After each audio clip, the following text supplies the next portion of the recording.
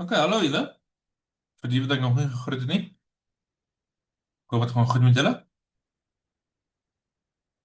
'n Paar mense nog inlaat. Reg, so as ek dit nie mis het nie, skryf julle oor, ek dink die afbakening ag die skedule het gesê net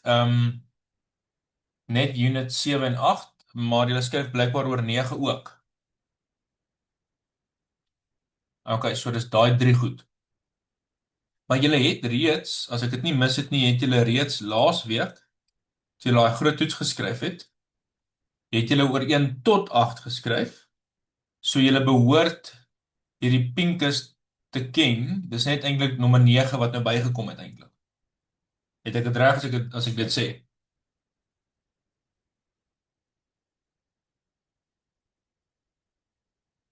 OK. Maar kom ons kyk in elk geval net vinnig na dit wat julle moet ken by na eerste 2. So by unit 7 vra hulle nou net bestaan daar 'n uniekheid. En dan is dit daai kort dingetjie wat ek laas vir julle ook gewys het, wat eintlik maar net alles opsom. Wat net sê as die funksie kontinuus naby aan daai punt, dan is daar 'n oplossing. Maar as die partiële afgeleide in terme van y ook nog kontinuus naby daai punt, dan is daar 'n unieke oplossing. Dit is maar eintlik al. So, ons het laasweek ook na dit gekyk. Ons kan dalk nou weer terugkom na sulke vrae toe, maar ek wil graag by die goed uitkom wat ons natuurlik nou nog nie gecover het nie. En dit is dan hier in unit 9. En dan by unit 8, al wat unit 8 sê, is daai Euler se metode. So wat lekker is van Euler se metode is ons het ietsie wat ons nie kan uitwerk nie, of miskien is dit te moeilik en ons wil graag net uitvind wat is die afgeleide in 'n sekere punt. En dan gebruik ons net daardie formuletjie. Ons kort natuurlik ons steps, maar hulle sal dit vir ons gee of ons moet dit self uitwerk. En van daar af kan ons net enige ding kry. So kom ek wys net gou so die formuletjie. Dis net daai netjie, daai ding wat so iets sê. So ons volgende y is ons vorige y plus die step, en die step is ons nou die b minus a, die eindpunt minus die beginpunt gedeel deur die hoeveelheid intervalle wat hulle wil hê. So gedeel deur n maal die afgeleide van daai funksie in daai punt. En dan kan jy hom kry. Dit is hoofstuk 3, wat se hoofstuk is dit? Dit is hoofstuk 3.1 in die handboek. As jy miskien die handboek volg. So kom ons kyk dalk net na een sommetjie van dit, want dit is nogal eintlik lekker. So as hulle vir ons sê, kom ons kyk sommer hierso na enetjie.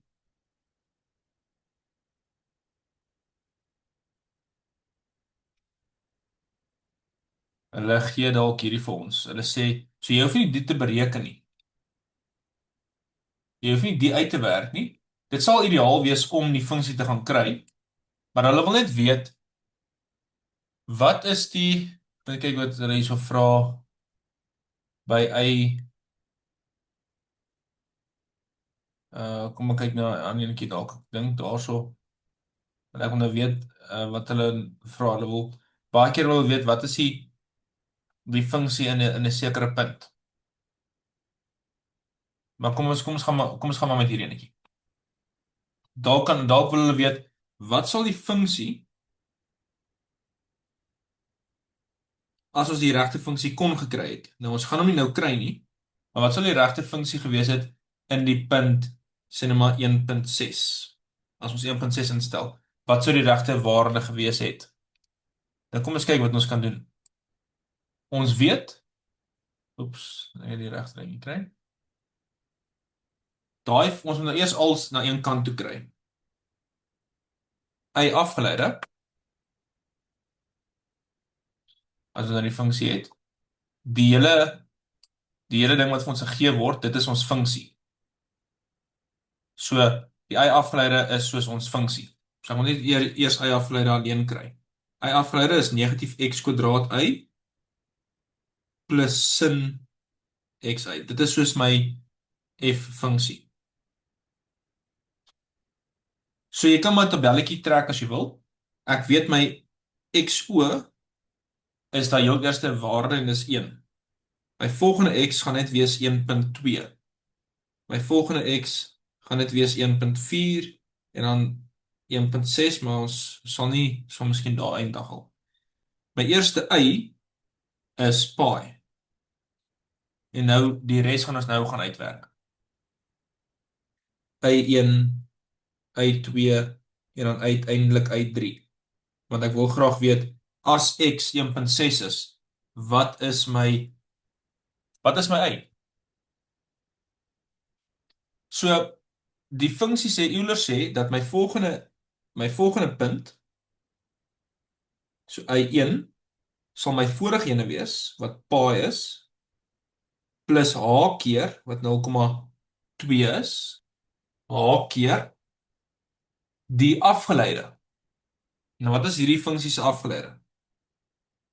Hierdie funksie se afgeleide in terme van x nou, as ons nou gaan uitwerk, of dit is net daai funksie. Dit is net daai funksie wat ons mos nou het. Wat ons net gaan instel. So in daai ding wat ons gaan instel is die waarde wat ons instel is 1 en pi. So is negatief 1 maal pi plus sin pi.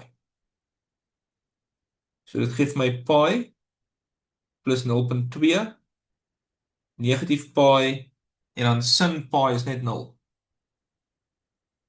So hierdie antwoord gaan net wees 0.8 pi. So dit is wat y2 is, 0.8 pi. Ag ja, maar y1.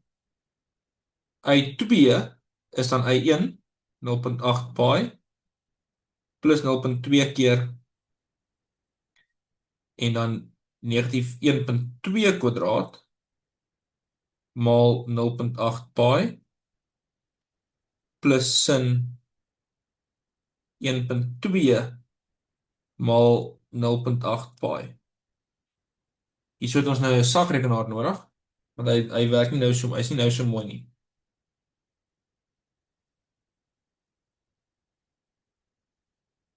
En julle kan maar net saam met my dit doen om te kyk of julle saamstem. Maak net seker jou sakrekenaar is op Radians.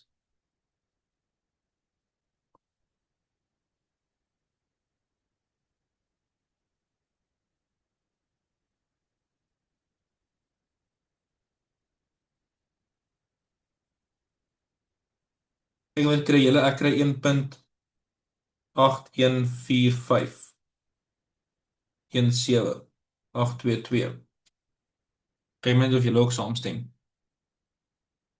1.8145 17822. Kom ons stop maar hierso. Kom ons sê die oorspronklike vraag was net wat is in 1.4? Dat is nie nou hoef te veel tyd te mors nie. Ek dink julle kry die idee. So dit is wat lekker is van Euler se metode, is die feit dat jy kan net gebruik wat jy het en ons kan dan 'n redelike goeie aanname maak van wat die werklike waarde daar gaan wees. Kyk, ideaal wil ons die presiese waarde hê. Ons wil presies die y kry en ek sal nou kyk of Symbolab vinnig genoeg is om vir ons die y te gee. So as ons nou hierso intik, net om vir julle te wys. As ons nou hierso gaan intik y afgeleide plus x kwadraat y is gelyk aan sin xy en ons het 'n beginwaarde van y1 wat vir ons pi gee. Waar is ons pi so? Daar. Kom ons kyk of hy vir ons 'n antwoord kan gee. Want dis wat mens eintlik moes gedoen het, maar dit is net 'n bietjie te moeilik. En ons wil nie noodwendig die funksie hê nie, ons wil maar net weet wat is die funksie in die punt 1.4. So ek hoop nie hy vat nou te lank nie.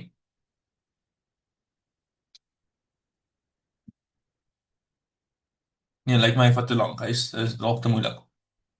Maar dit kom daarop neer, wat ook al y was, dalk was y iets soos e tot die mag sin x plus 3. Iets soos dit. Ek maak sommer net iets op. Dan beteken dit as ons dan 1.4 gaan instel in die regte in die regte ding, dan behoort die antwoord redelik naby aan daai getal te wees. En dan beteken dit, was dit dan eintlik nou juist nodig om daai y te gekry het, wat so moeilik is om te kry? Wel, dan af wat jou toepassing is. As jy maar net wou geweet het wat die y in 1.4 is, dan nee, dis nie nodig nie, gebruik maar net Euler.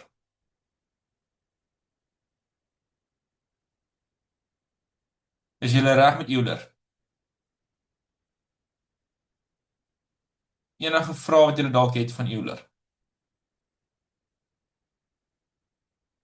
Ek dink dit is redelik voor die hand liggend. Maar as jy hulle vra, asseblief laat weet. So die volgende gedeelte waar hulle dan ook skryf, en dit is nou die gedeelte wat ons nou nog nie na gekyk het nie. En julle sal sien, dis eintlik baie baie maklik, want hierna gaan dit nie meer homogene dit gaan nou non-homogeneous wees. Dit is dan nou kyk ons net eers na homogeneous second order linear equation. So dit is nou tweede orde en dit is dan in hoofstuk 5.1 in julle handboek as jy na julle handboek kyk. So daarso is net eintlik 3 opsies wat dit kan wees en ek gaan nou al 3 opsies vir julle wys. En as julle dit mooi ken, dan gaan ander wiskunde soos wat julle aangaan met julle graad ook net baie meer sin maak. So, hulle gaan vir jou iets gee. Sê maar iets soos dit.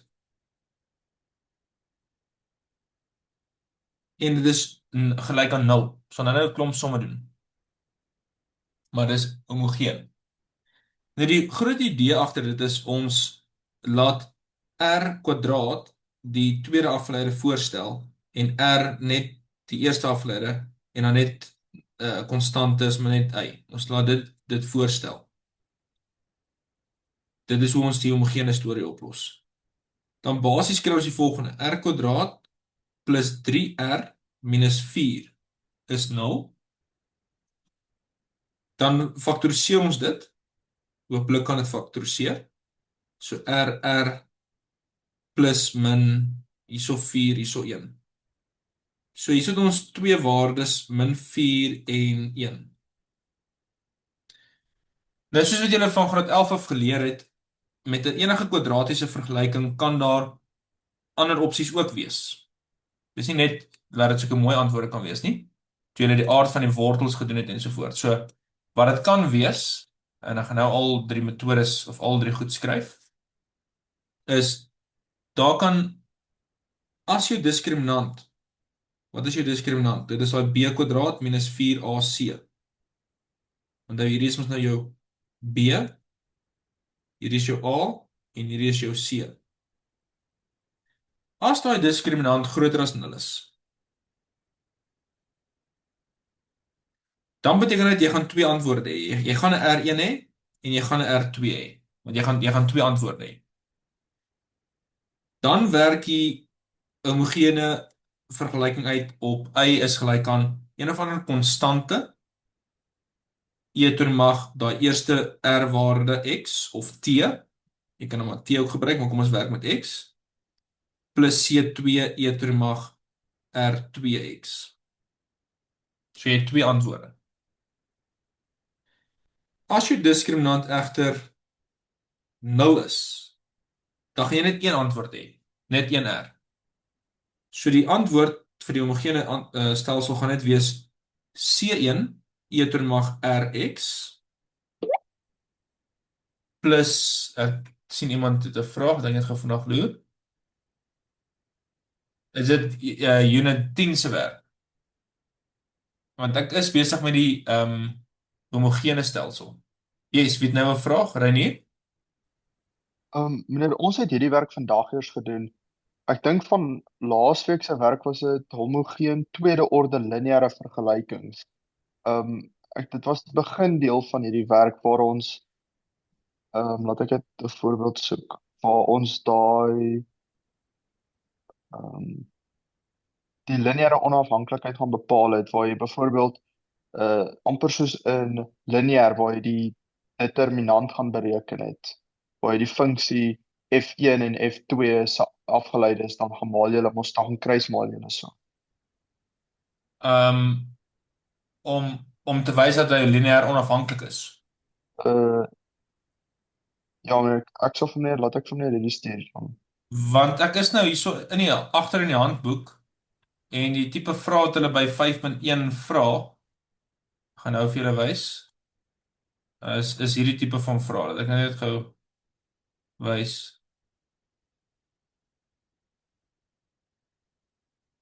Hulle sê byvoorbeeld hierdie. Hulle sê find the second solution y2 that isn't the constant multiple of y1. So dan gee hulle vir mens reeds 'n antwoord. Hulle vra dat jy net 'n ander antwoord kry. Ja, Gustav, hoofstuk 9 by ons was waar jy daai wat Ronskaan, Ronskiaan, Ja, daai goeters doen. maar dit is my snaaks want hier staan tog dis hoofstuk 5.1 in die handboek. En hoofstuk 5.1 in die handboek is hierdie vraag. Okay, ek weet nie hulle dan seker 'n bietjie die mekaar. Okay, kom maar kyk dan hierso. Is dit net daai een ding wat jy vir my net daai een bladsy wat hulle vir julle gegee het, Reinier? En nou ek sal gou dit aanstuur. Okay, ja, ek sien Dit dit is ek moet ook vreemd dat dit val dieselfde werk. Ek het vir meneer nou 'n voorbeeld gestuur van wat ons in die klas gedoen het. Dit alles val onder dieselfde hoofstuk. Ek dink hulle het dit net opgedeel. wat ding net loer.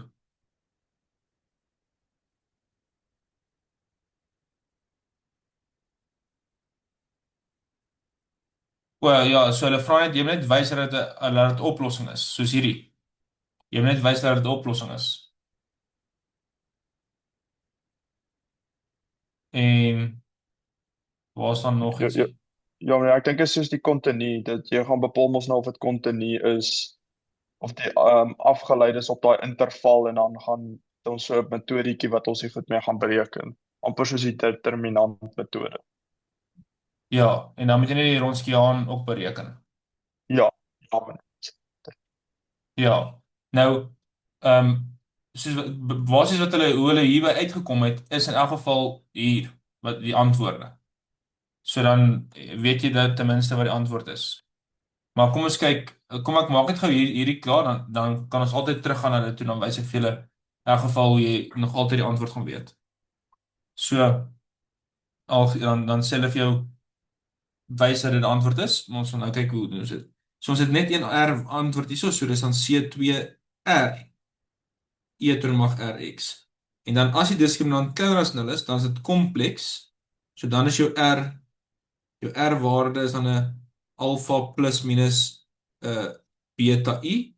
So dan werk dit uit op komplekse getalle wat as ons dit nou omvat gaan ons nou sin in 'n sin in 'n kos hê. So dan is dit daai e ter mag die alfa x C1 cos beta x plus C2 sin beta x. So as ons nou byvoorbeeld na hierdie eerste voorbeeld kyk.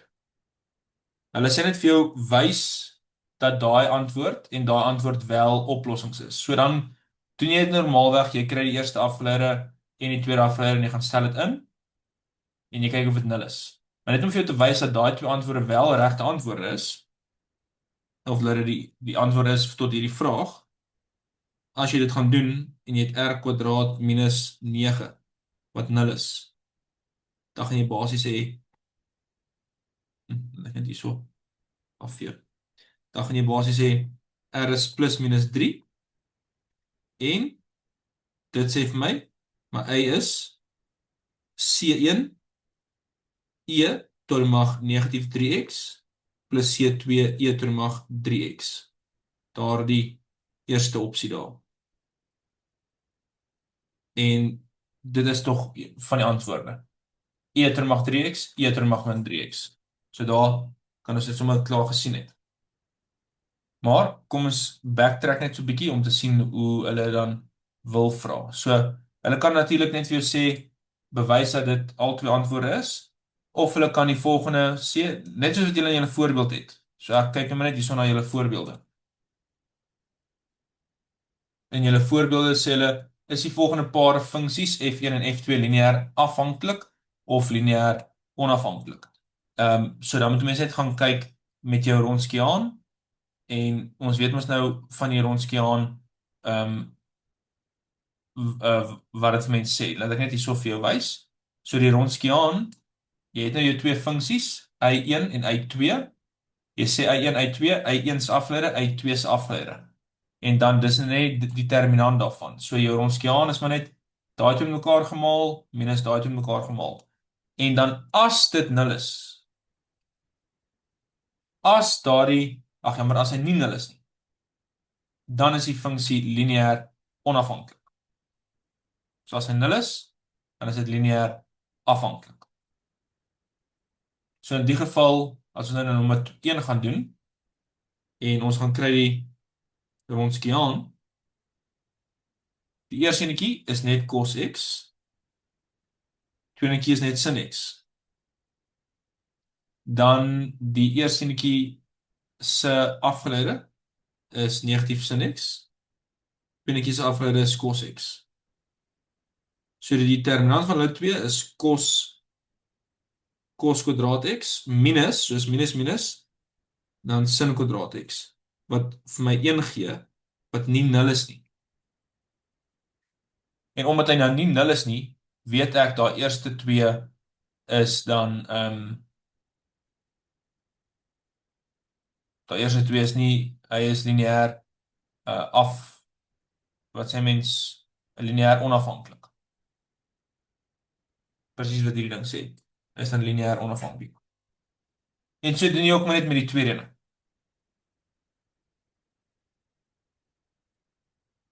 Maak dit vir julle sin.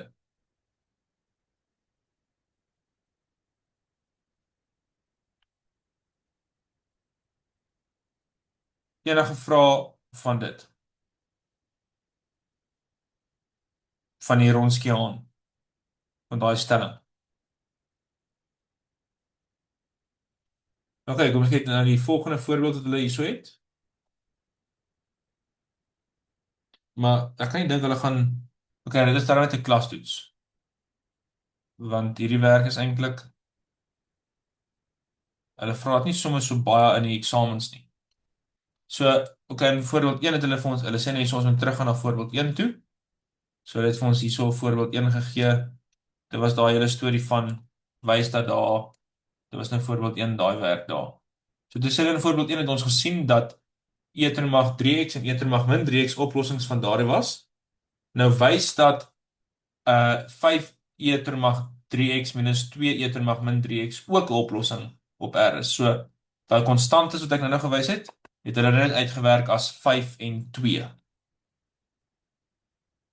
Hulle het net uitgewerk as 5 op 2. So jy kan maar net weer dieselfde doen. Kry die eerste afgeleide van hierdie funksie, kry die tweede afgeleide, stel dit daarin en dan gaan jy sien 0 gee vir jou 0. So dis eintlik werk in 'n mate wat jy van die begin af al gedoen het. So daar is nie dan iets te rof nie. Jy stel dit maar, jy lei dit maar net af en stel dit net weer in. Ok, en dan kyk hoe ver is hierdie ding. Dan dit was nou voorbeeld, wat se voorbeeld was dit nou wat ons nou gedoen het? Net gou vanaand loer. Dit was voorbeeld 3, so jy kan maar net daai gaan insit. En dit is natuurlik kontinu. Jy moet dan na die kontinuïteit ook kyk. Dan die laaste voorbeeld wat hulle hierso het, is hulle gee vir mense hulle sê, gee vir mense weer amper dieselfde ding. Dan sê hulle vir ons het reeds bewys dat daai antwoorde is en dat daai ook antwoorde is. En dan vra hulle 'n klomp vrae. Klassifiseer die DV. So dis alles gelyk aan 0. So dit moet homogeen, lineêr, want daar's nie nog iets wat gemaal word met 'n y of so iets nie. So dit moet tweede orde, lineêr wees, maar homogeen, want dit is gelyk aan 0. En dan vra hulle wat is die van die interval waarop die DF's fundamentele oplossingsversameling sal hê? En dan gaan kyk jy mos net na daai P en daai key waardes van jou. Die key is negatief 9 en jou P is 0. So dit is dan hy's kontinu op R. Dis is daar 'n funksie wel op daardie R. Yes, Reinier. Meneer, vir daai vergelyking, hy is nou lineêr. Vir hom om nie lineêr te wees, sou daar dan nog 'n onbekende by gewees het of moet dit hy wees? Dit moet 'n y wees. Kom ek wys net geweer daai definisie vir julle. Daai definisie van wat iets nie lineêr maak nie. Ek gaan net gou vinnig weer by uitkom want daai definisie het dit nogal mooi gewys. Dink net gou by dit uitkom.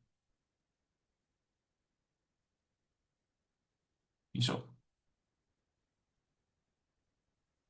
Vir iets om nie lineêr te wees nie. So vir iets om lineêr te wees, kan jy enige ding voor hierdie afgeleides hê, soos julle kan sien.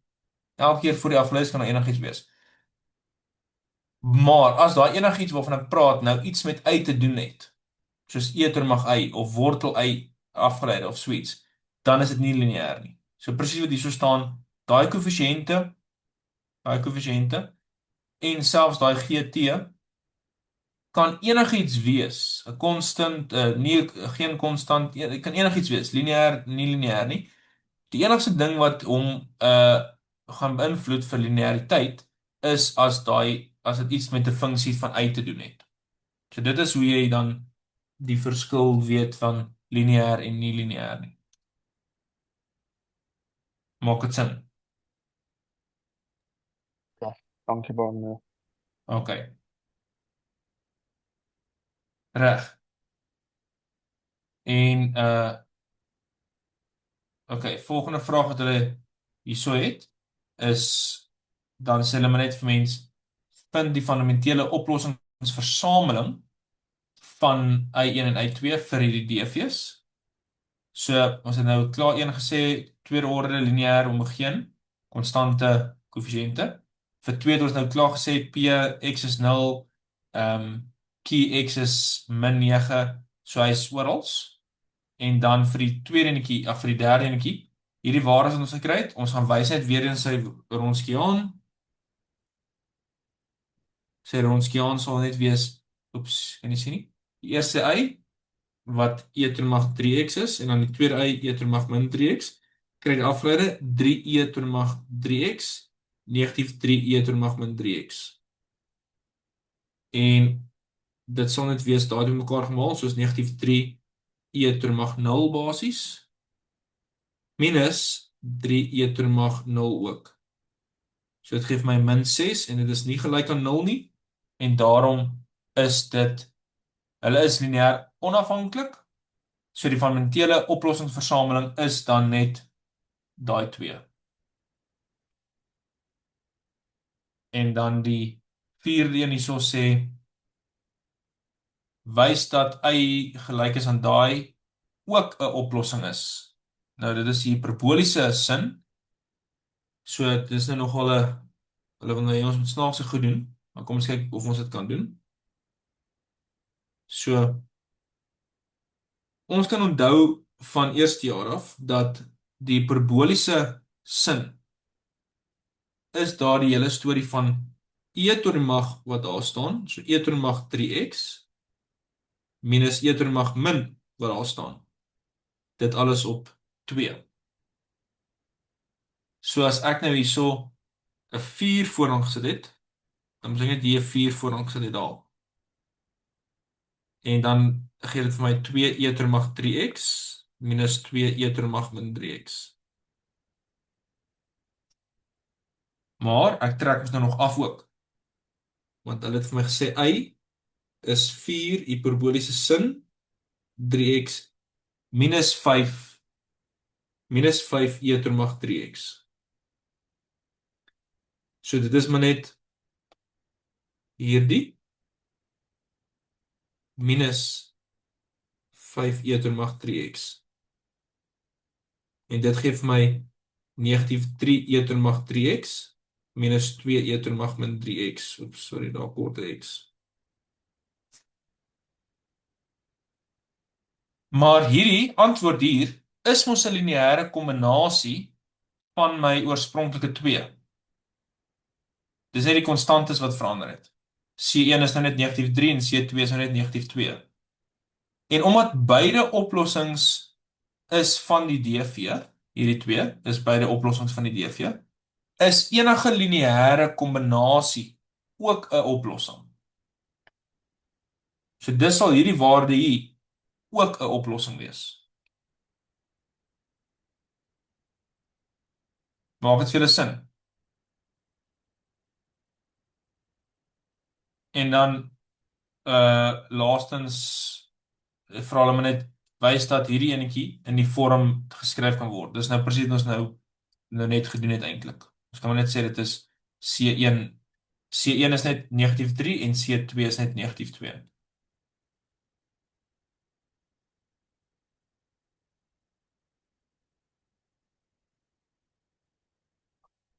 Okay, maar ek sien julle het daarom 'n tutoriaal ook gekry. Hierdie was net soos 'n werkskaart wat hy seker saam met julle deurgegaan het.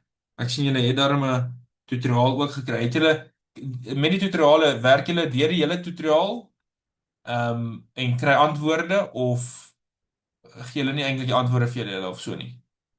Nee, Gustav, ons het elke maandag tutoriaal klas en dan gee hy vir ons 'n paar om deur te werk. En maar hulle stuur die memo deur van alles wat op die tutoriaal is. Okay, so julle het daarom die antwoorde tot daardie. Okay, maar hulle het geen net die kort antwoorde. Ja, nee, maar hulle stuur 'n memo uit met stappe Okay, so julle vir het die dit daar. tutoriaal. Ja. Okay. Maar hierso by nommer 4 sê hy hierso oefeninge in 5.1 van die handboek is goed vir ekstra oefening. En die vraag 3 hierso sê maar net vir elk van die volgende homogene lineêre tweede orde bepaal of die gegewe versameling 'n fundamentele oplossings is. Gee telkens 'n rede vir jou antwoord. So jy moet net weer daai ding doen van die Ronskiaan en bepaal of dit lineêr onafhanklik of nie is nie. En dan kry jy die waarde. Maar kom ons kyk dalk na een van hulle. Enetjie wat dalk Stop. nie is nie. Yes. Dink jy nie hy sal net vir ons daai wat lineêr onafhanklik vra nie, want dit is nogal baie om in 'n 10-punt klastoets te vra om my Euler dit en dan die bestaan en uniekheidvrae te vra nie. Ja. Nou ja, as dit 'n kort toets is, dan is dit dalk net hierdie onafhanklike storie. Want ek kan nie dink ja, vir 'n klas soos dink ek is dit voldoende om net hierdie onafhanklike storie te vra. So kom ek kyk na hierdie dalk. Y dubbel afgeleide minus 5y is gelyk aan 0. En hulle sê vir ons y1 en y2 se antwoorde is e ter mag wortel x en 2e ter mag wortel x. So as ons nou die Ronskiaan gaan uitwerk, as dit e ter mag wortel x, 2e ter mag wortel x. So dit gaan wees die afgeleides gaan wees 'n halwe x ter mag min 'n half e ter mag wortel x en dan 2 maal 'n halwe x. So dis net x ter mag min 'n half en dan e ter mag wortel x.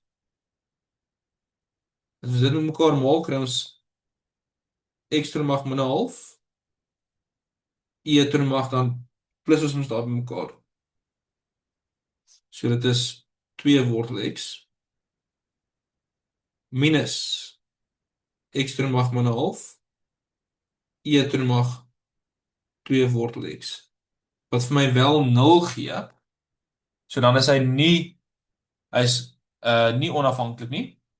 En daarom is hulle nie, of jy kan net sê hy's nie lineêr onafhanklik nie. So daar gaan nie 'n Daar gaan nie 'n wat is die vraag? Um bepaal vir die volgende homogene stelsels of daar 'n fundamentele oplossingsversameling is. Dan sê net nee, daar is nie want hulle is nie lineêr onafhanklik nie.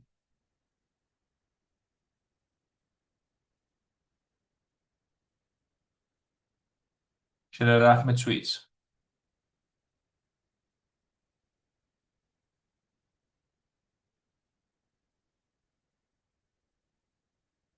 Maar dan behoort môre se toets eintlik goed te gaan.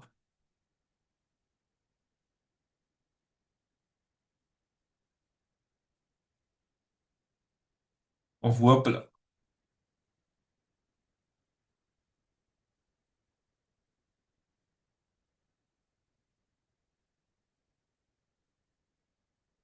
Maar soos ek sê, dit is eintlik lekker om net vinnig te sien of die antwoord geldig is. Kom ons vat byvoorbeeld hierdie netjie. Ek weet dit is nou eintlik volgende week se werk, maar net om vir jou te wys dat dit eintlik 'n antwoord is. So dit minus 2y afgeleide plus 2y is gelyk aan 0. So ons het soos r kwadraat minus 2r plus 2 gelyk is aan 0. Gelukkig gaan jy nou net jou sakrekenaar vat en jy gaan sien as jy die gaan doen op jou sakrekenaar. A is 1, B is min 2 en C is 2. Dan gaan jy kry R is 1 plus minus I. So my alfa is 1 en my beta is 1. En dan sê daai ander goed wat ek in die begin gewys het dat my oplossing moet wees e tot die mag x maal C1 cos x cos 1 keer x plus C2 sin 1 keer x. En hier kan ons sien, dit is inderdaad van daai oplossings. Want nou dis net 'n lineêre kombinasie. So C1 e tot die mag x cos x plus C2 e tot die mag x sin x. En dit is inderdaad wat daai twee is. Hulle wil net nou hê jy moet bewys dat dit wel 'n dat hulle met die Ronskiaan of dit fundamentele oplossingsversameling is of nie. En ons kan dit dalk net vinnig wys.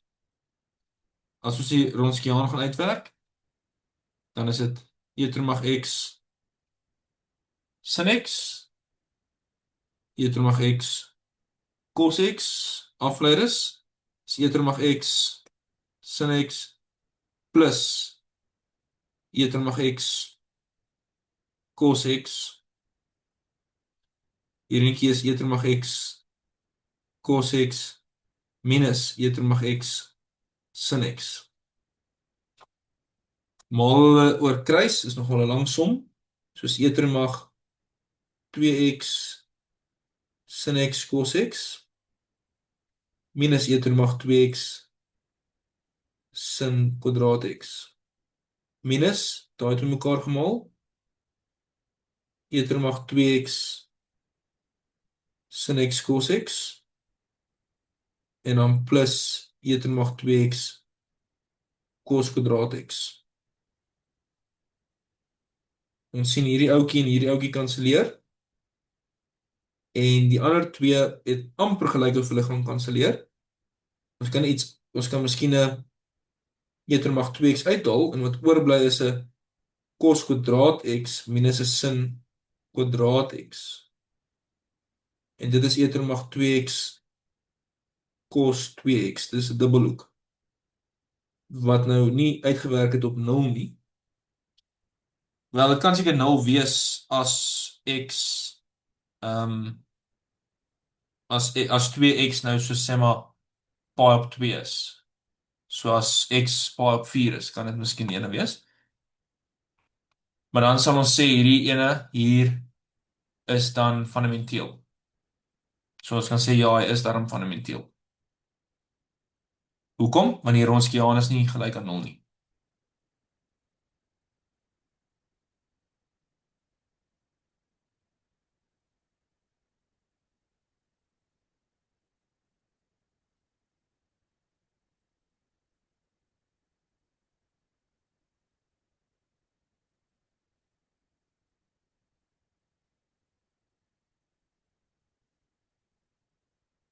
Reg. Is daar nog iets, mis ek ietsie nog wat julle oor skryf môre? Of is dit omtrent dit?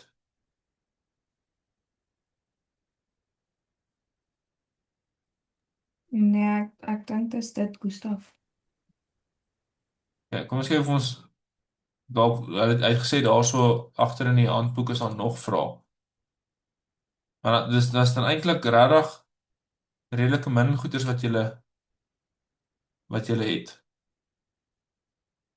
Kom ons kyk ook na hierdie enetjie. Ek vat nou maar net 'n vraag wat dalk nie een van daai tipiese goeders is nie, want mense weet ons nooit hoe hulle dit vra in 'n klastoets nie. So kom ons kyk dalk nou net na hierdie volgendetjie ook. Hy dalk so 'n bietjie meer vleis aan as dit wat ons nou tot dusver gedoen het. Gaan dit nou op die bord sit. Dit sê hierso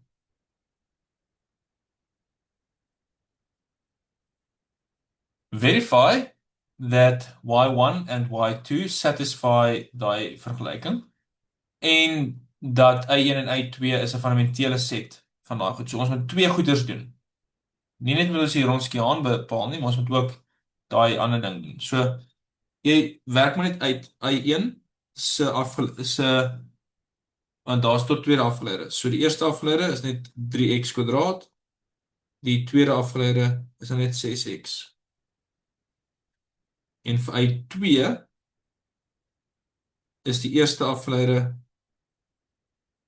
4x tot die mag 3 en die tweede afgeleide is 12x kwadraat. So uit daai vergelyking het wat sê x kwadraat dubbel afgeleide vir y minus 6x y afgeleide plus 12y het ons dat dit x kwadraat kom ons toets net eers y1 maal 6x minus 6x maal 3x kwadraat plus 12x tot die mag 3. Dit gee vir my 6x tot die mag 3 minus 18x tot die mag 3 plus 12x tot die mag 3. En dis inderdaad 0.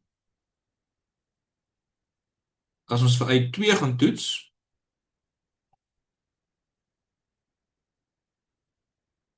dan is ons x kwadraat maal 12x kwadraat minus 6x maal 4x tot die mag 3 plus 12x tot die mag 4.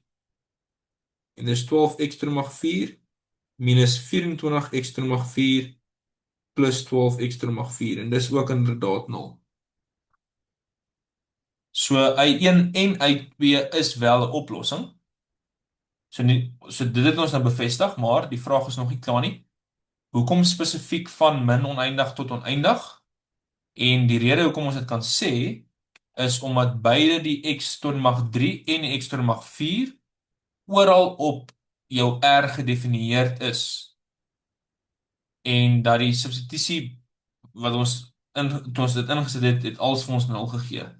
So dis sal albei oplossings, y1 en y2 sal dan vanaf min oneindig tot oneindig geldig wees. En dan om te wys dat dit lineêr onafhanklik is dit daai hele Ronskiaan storie. So dit is x tot die mag 3, 3x kwadraat, x tot die mag 4, 4x tot die mag 3. En dit gee vir my 4x tot die mag 6 minus 3x tot die mag 6. En dit gee vir my x tot die mag 6 wat nie 0 is nie. Vir belangrik 0 is nie ingesluit nie. So 0 is net nie ingesluit nie. X mag net nie 0 wees nie.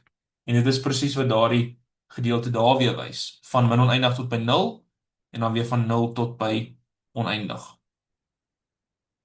So dan kan ons al daai goeders gesê het.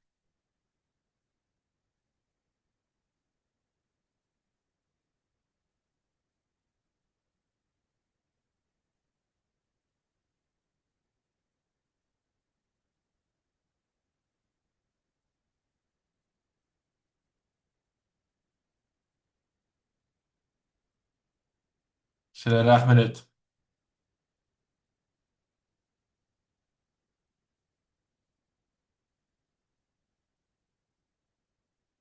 Okay. Nou wil ek nou nog enetjie doen. Kom ons kyk na hierdie enetjie hierso. Dis nou met daai P, die hele P in die X storie, wat hulle ons ook vra kan vra. Ag tog. Ek dink nou net aan vra wat hulle julle kan vra wat miskien nie 'n tipiese vraag is nie. So kom ons kyk na hierdie enetjie hier. Hulle sê veronderstel dat P en Q are continuous op die oop interval A tot B en Y1 en Y2 is 'n fundamentele set of solutions van daardie vergelyking. Ook op A en A tot B. Wy show that if Y is a solution of A on AB, there's exactly one way to choose C1 and C2 so that die koëffisiënte, die lineêre kombinasie van daai twee ook op AB gaan lê. So dit is eintlik 'n uniekheidbewys wat ons nou moet doen. So eerstens, omdat ons weet dat Y1 en Y2 'n fundamentele set 'n stel oplossings is, beteken dit dat elke oplossing van hierdie DV geskryf kan word as 'n lineêre kombinasie van C1 en C2. So dit beteken daar bestaan ten minste een paar. Jy kan sê daar bestaan ten minste een paar konstantes C1 en C2 waarvoor Y is gelyk aan C1 van Y1 plus C2 van Y2 wel 'n oplossing is. Want dis mos tog wat die definisie sê. Enige lineêre kombinasie sal ook 'n oplossing wees. Nou, hoe moet ons nou wys dat dit 'n unieke een is? So kom ons sê daarso is 'n ander manier om ook hierdie te skryf. Want hulle sê ons dit moet uniek wees. So kom ons sê daar was 'n ander manier om dit ook te skryf. So kom ons sê in plaas van C gaan ek D gebruik. D1 en D2. So kom ons sê dit is nou nog 'n oplossing. Dan beteken dit as ons hierdie twee goeders van mekaar gaan aftrek, so gaan hulle twee van mekaar aftrek, dan kry ek die volgende. C1 minus D1 maal Y1 plus C2 minus D2 maal Y2. Maar wag 'n bietjie, ons weet mos hy is lineêr onafhanklik. Y1 en Y2 is lineêr onafhanklik, want hulle vorm mos 'n fundamentele stel oplossings. Dis wat hulle vir my gesê het. So dit beteken dat as ons iets het, iets maal Y1 plus iets maal Y2 wat gelyk aan 0 is, dit sal waar wees vir alle X wat tussen A en B lê. Dis wat hulle gesê het. Dan moet dit beteken dat A 0 is en B ook 0 is. Dis enigste manier hoe ons by 0 kan uitkom. So, die gedeelte moet 0 wees en daai gedeelte moet 0 wees. So C1 moet gelyk wees aan D1 en C2 moet gelyk wees aan D2. So daar kan nie enigiets anders wees eintlik as een waarde vir C1 en een waarde vir C2 nie.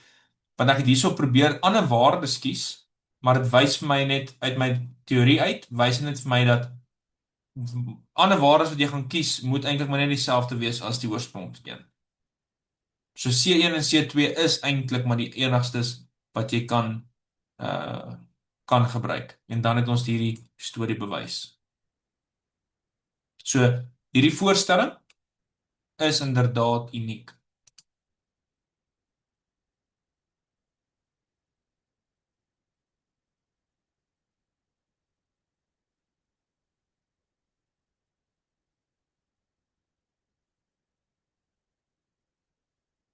So hulle reg met daai enetjie.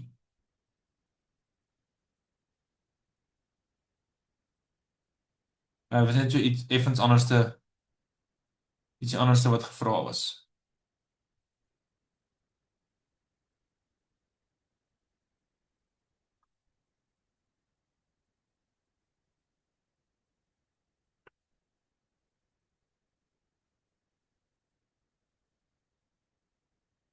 Nee, kom ons kyk nou nog enetjie wat hulle iets spesifiek vra oor die Ronskiaan. Ook 'n interessante vraag. Ek gaan hom nou op die bord sit.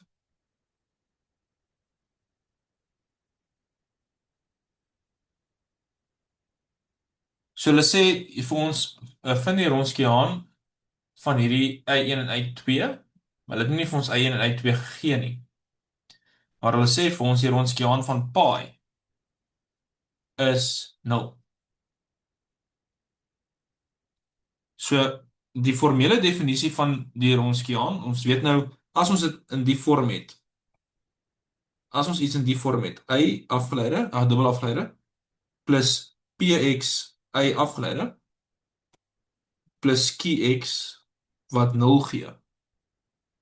Dan weet ons die Ronskiaan is eintlik een of ander konstante e tot die mag negatief integraal px dx waar c net 'n konstante is. Ons het c e tot die mag negatief integraal en in die geval is die px is daai 3x kwadraat plus 3. Dis net daai gedeelte daar. So ons moet dit nou net gaan uitwerk. So dis e tot die mag negatief. Daardie integraal gaan wees x tot die mag 3 plus 3x.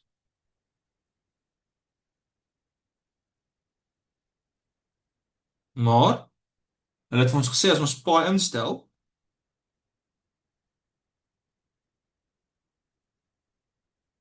dan moet ons 0 kry. So as dit 0 is, kyk hierdie gee net vir jou 'n getal. Hierdie gee net vir jou 'n getal. Dit gaan nie 'n getal wees wat 0 is nie. Hierdie waarde hier gaan nie 0 wees nie. E tot die mag negatief pi tot die mag 3 minus 3 pi gaan nie 0 wees nie. Maar hierdie vergelyking moet 0 wees. Dit beteken c moet 0 wees.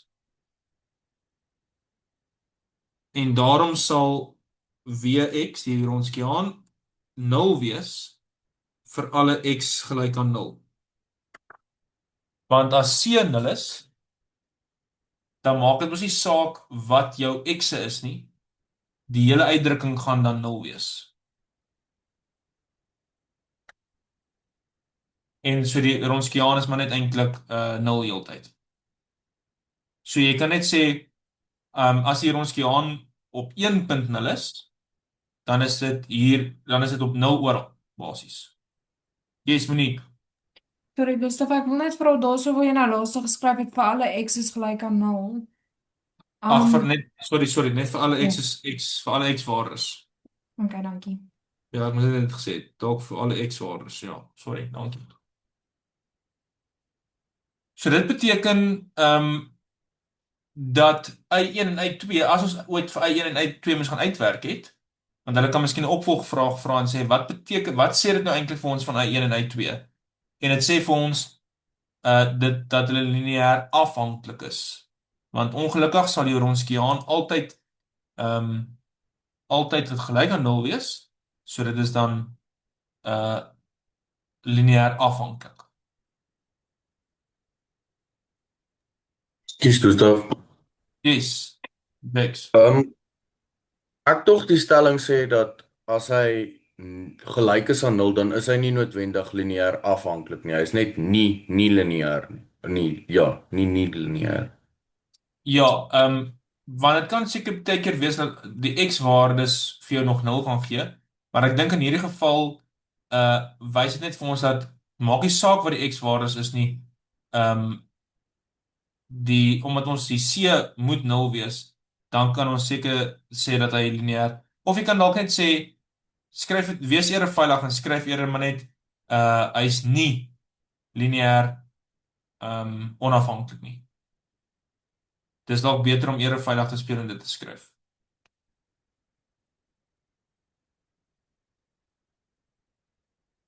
Reg met dit.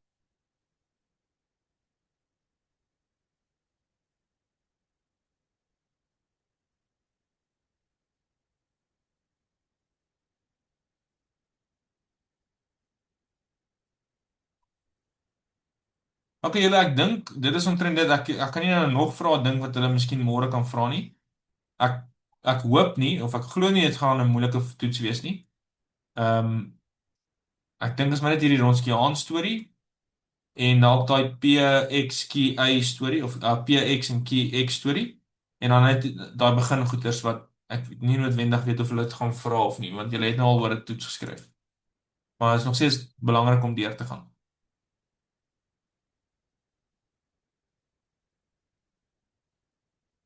Is daar dalk enige vrae van julle kant af?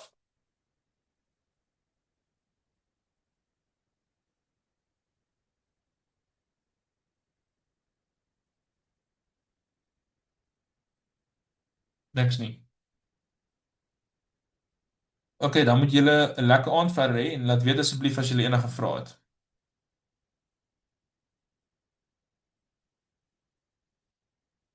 Totsiens julle, lekker aand verder.